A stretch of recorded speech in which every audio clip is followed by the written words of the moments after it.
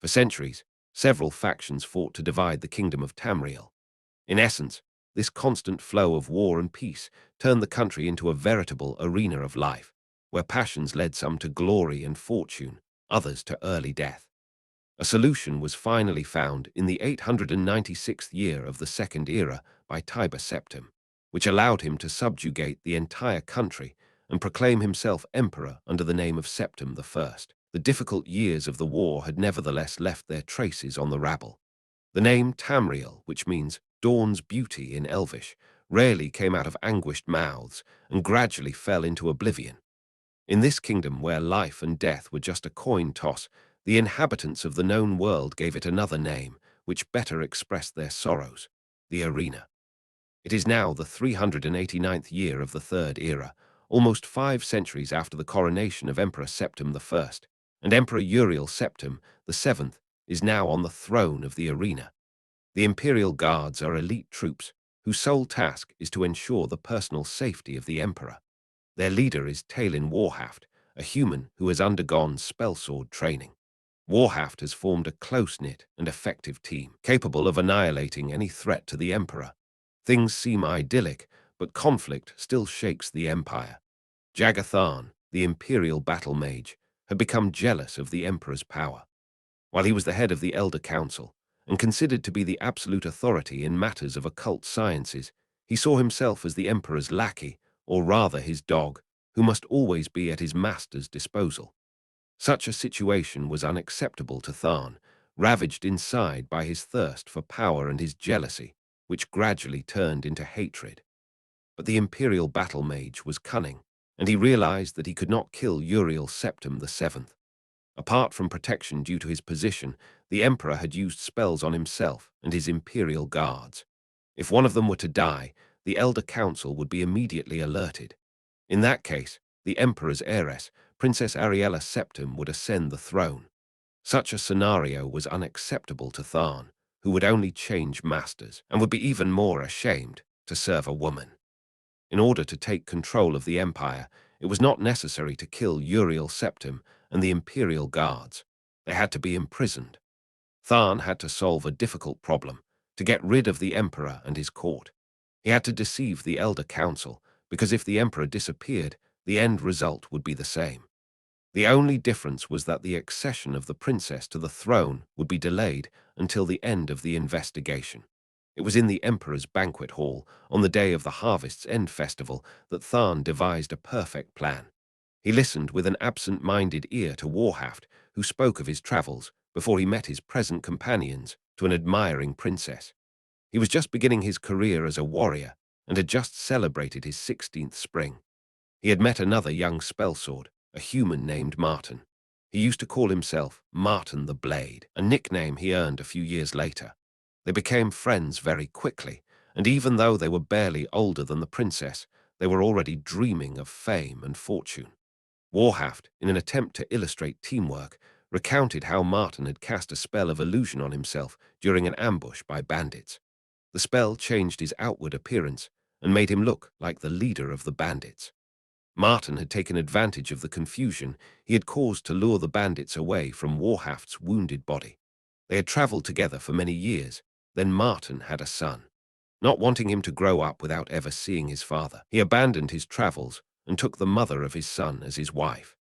18 winters had passed since then, and Talin's face lit up as he thought back to the good old days of long ago. The idea sprouted little by little in the fertile mind of Tharn. He realized that the only way to take control of the Empire was to act as Emperor himself. He would have no trouble summoning the beings he needed to ensure his personal safety. In this way, no one would notice the disappearance of Uriel Septim or Talin Warhaft and his Imperial Guards, since they would still exist. Only the disappearance of the Imperial battle mage might seem strange, but Tharn knew the solution. The following day, Jagar Tharn officially requested a leave of absence to pursue magical studies that interested him. Emperor Septim, already very troubled by the absence of the Imperial battle mage of the court, knew the importance of research for those whose vocation was the study of the mysteries of magic. He accepted the request and wished Tharn success, asking only that someone be chosen to replace the Imperial battle mage while Jagar worked on his research. Tharn appointed Rhea Silmain, his oldest apprentice and a powerful witch, to assist him. This choice was fully approved by the Elder Council. Then came the month of sun's dusk. In the Imperial training hall, where Talon and the guards were working on their combat tactics, an ornate seal appeared on the floor. Tharn smiled, then summoned the Emperor with his guard, claiming that he had found something strange. When the Emperor arrived with Talon and his team, Tharn cast the spell. The seal flashed once, then surrounded the Emperor and his guard with a wall of flames. They were trapped. They tried in vain to break the magic barrier. Imprisoned by the seal, they could only watch helplessly as Tharn transformed into the Emperor's appearance. He then summoned demonic beings, who also transformed themselves in front of the astonished Emperor to take the form of Talon and the other guards. The betrayal of Jagar was over. No one would notice their disappearance, and their lookalikes stood there before them like a reflection in a mirror. Tharn explained to the Emperor that time passed more slowly in the dimension where he would dispatch them. When they eventually died, several generations would have grown up on Tamriel, and for them, the glorious reign of Uriel Septim would be centuries old. Even if the magic of the amulet alerted the Elder Council, they could not know for whom the bell tolled. Nevertheless, he assured the Emperor that he would take care of everything, including his precious child, who would certainly understand the value of fostering family alliances, so to speak. Tharn's casual pride in his success and the threats to his daughter struck the Emperor straight to the heart. He was a brave and just man. In spite of his excessive pride, Tharn had meticulously prepared his spell. In a few moments, the Emperor and the Imperial guards would be sucked out of this world and propelled into another dimension, chosen by the Imperial battle mage. After their disappearance, Tharn walked with great strides toward the seal and touched it in the center with the Staff of Chaos to complete the spell. Both the staff and the spell were linked to the very power of the land. Jagar then broke the staff into 7 pieces and cast a banishment spell, scattering them throughout the farthest reaches of the kingdom. For the bond being completed, the staff could not be destroyed. He then examined his new Imperial guard. The spell he had used would last until he decided on his own to banish them. Jagar intended to use all the powers of an emperor to enjoy his reign in the arena.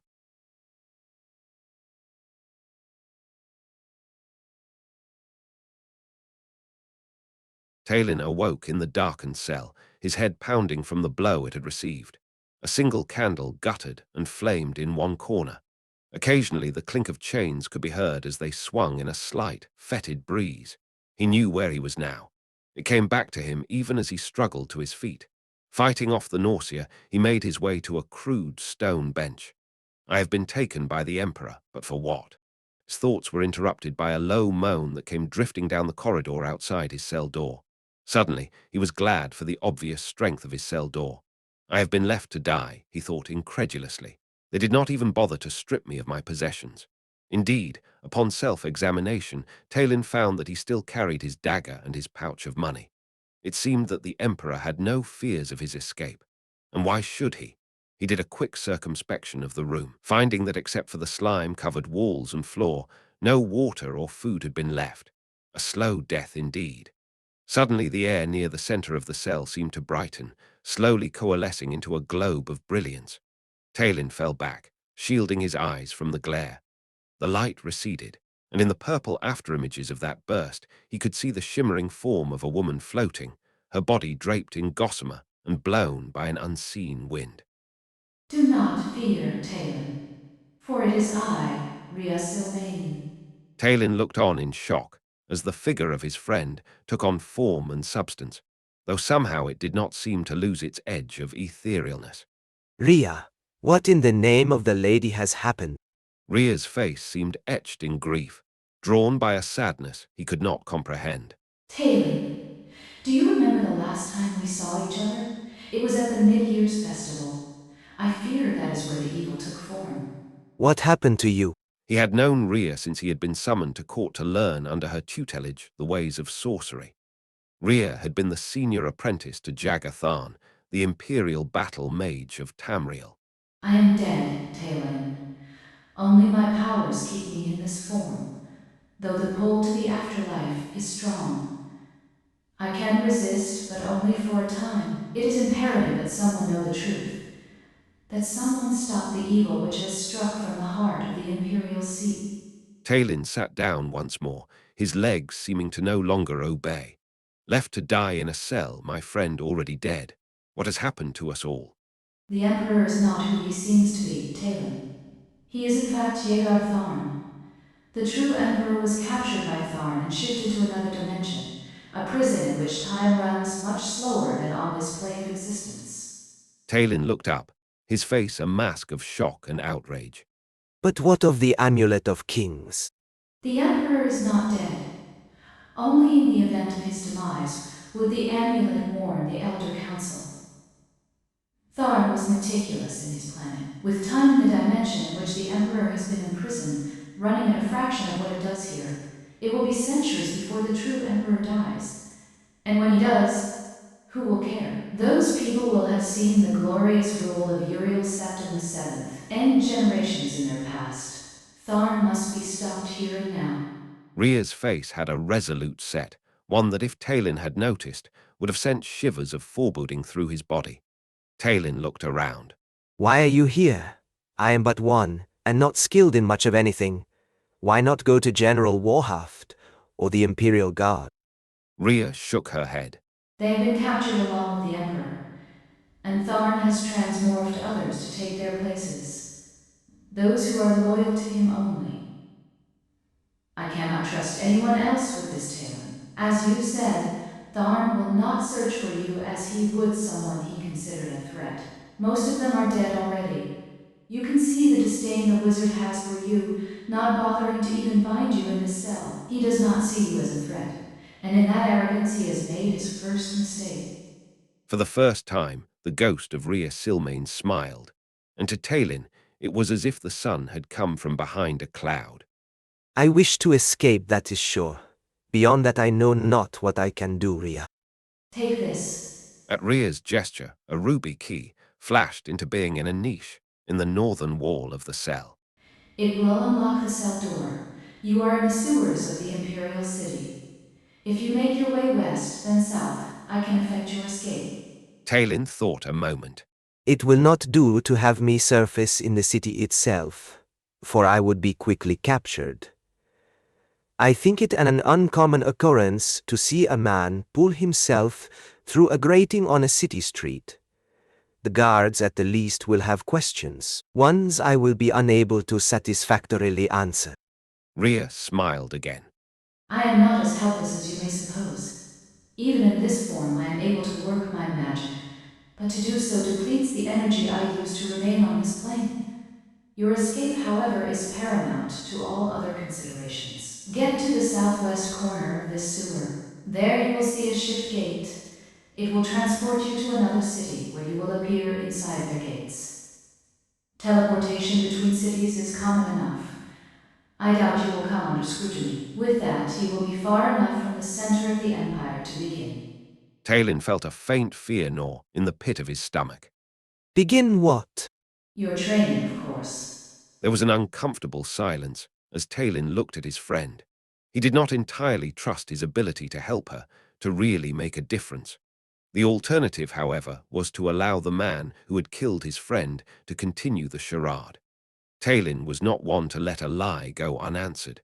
Rhea concerned him, however. Even now he could see the fringes of her form dissipating, and her face took on a worn and lined expression, as if she were tiring. He did not relish the idea of being alone in this, not knowing who he could trust. Will I see you again? If you survive these sewers and escape, I will come to you again. There is much I must investigate first so that we may find a way to free the Emperor from the dimension in which Tharn has placed him. Only by his release will the truth come to light. Remember, Talon, Tharn has taken on the form of the Emperor, and no one will gainsay his word for yours. Had I been able, I would have appeared to the Elder Council, but my body lies close by, forgotten and decayed. In this form I cannot travel far from my mortal remains. Rhea looked down, her once wheaten tresses hanging limply as the ethereal wind diminished. I cannot come to you again as I have now. It takes energy I dare not squander. She reached out and touched Talon on the forehead. He felt a slight tingling, like an itch behind his eyes.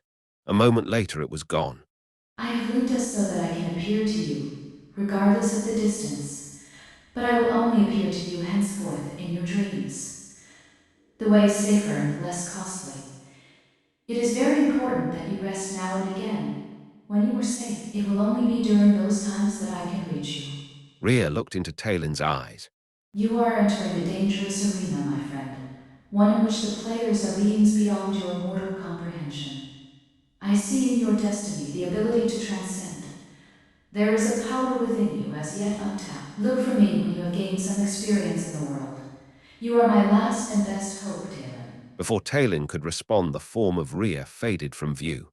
In the deepening gloom, Talon could feel the icy fingers of fear creeping slowly back into his flesh. Then the glint of ruby caught his eye. He walked over to the niche and picked up the key. It felt warm to the touch and strangely comforting. He thought about his friend Rhea, dead now though she clung to one life for the sake of justice. He thought about Jagar Tharn, who had killed his friend and attempted his own life. Such evil could not be permitted to grow or go unchecked. Looking about the cell, his purpose became clearer, as if his ruminations had opened a door to the beginnings of understanding. Perhaps Rhea had ensorcelled the key to produce this reaction. He knew not, but a litany from his old arms master came to mind, and he whispered, Given the outcome of certain death, die with a blade in hand. The cell door was a massive construction of iron and steel. He paused only a moment to listen. The moaning was gone, but from the darkness he could hear dozens of tiny claws skittering and scratching the damp, mossy brownstone. Occasionally, red eyes gleamed out at him. Talon inserted the key to the lock and turned it. With a groan, the mechanism released, and the cell door swung open on rusty hinges. Despite the noise, nothing flew out from the darkness to attack. It was as if the sewer itself had decided he was no threat and turned its back on him. Tharn, he thought, you will not escape me so easily. Grabbing the candle from its holder, Talon drew both breath and dagger as he ventured into the darkened hall.